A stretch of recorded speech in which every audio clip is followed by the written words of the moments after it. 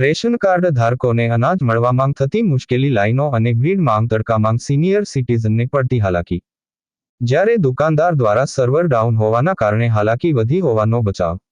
રાજકોટમાં ration card દુકાનધારકો દ્વારા અનાજ ન મળતું હોવાની વ્યાપક ફરિયાદ ઉઠવાથી અમારા પ્રતિનિધિએ રૂબરૂ મુલાકાત લેતા ગ્રાહકોમાં અસંતોષ જોવા મળ્યો હતો. કાર્ડ ધારકોના કહેવા મુજબ સવારે 4 વાગ્યાથી લાઇનમાં ઊભા હોય તો પણ વારો આવતો નથી.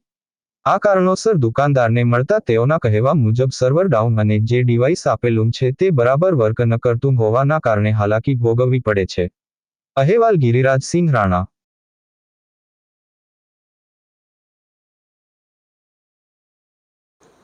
તમારું નામ શું? સમીર ઇસ્માઇલભાઈ ઉમરેઠિયા. આ ચોકના માલિક તમે છો કે તમે કેવી સિસ્ટમથી અનાજ આપો છો અને શું છે? આપણે સરકારે જે ગાઈડલાઈન પ્રમાણે જે સરકારે 3 મહિનાનો જથ્થો દેવાનું કીધું છે એ પ્રમાણે આપણે ફિંગરપ્રિન્ટ આપીને આપણે માલ આપીશું ગ્રાહકોને. પહેલાં એમ કહે છે કે મેં 4 વાગ્યાના લાઈનમાં ઊભા છીએ, 3 દિવસથી વારો નથી આવતો. એમાં આમાં જ કનેક્ટિવિટી સ્લો હાલે. એવું એક ગ્રાહકના 3 અંગૂઠા લેવા પડે. રોજના 100 ગ્રાહક આવે એટલે 300 ગ્રાહક માનવાના, કેટલા 300 અંગૂઠા લેવા પડે. કાલની જ વાત, કાલે 150 જણાને મેં માલ દીધો.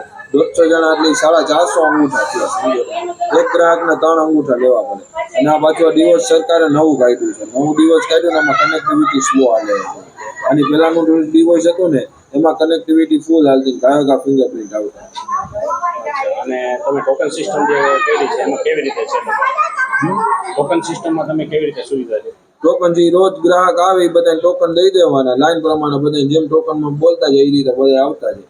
લાઈનમાં બધાને એક યારે ઊભું ન રહેવું, શાંતિથી બધી બાજુ બેઠા રહે ગ્રાહકો. આપની શોપનો સમય શું છે? કેટલા વાગ્યા સુધી? સવા 9 વાગ્યાથી ચાલુ જોઈએ. સાંજે કેટલા વાગ્યા સુધી? સાંજે જ્યાં લગી કમ્પ્યુટર ચાલુ ત્યાં લગી અમારી શોપ ખુલ્લી હોય છે. કાલે રાતે 9:30 બંધ કરી, કમ્પ્યુટર બંધ થયું હતું.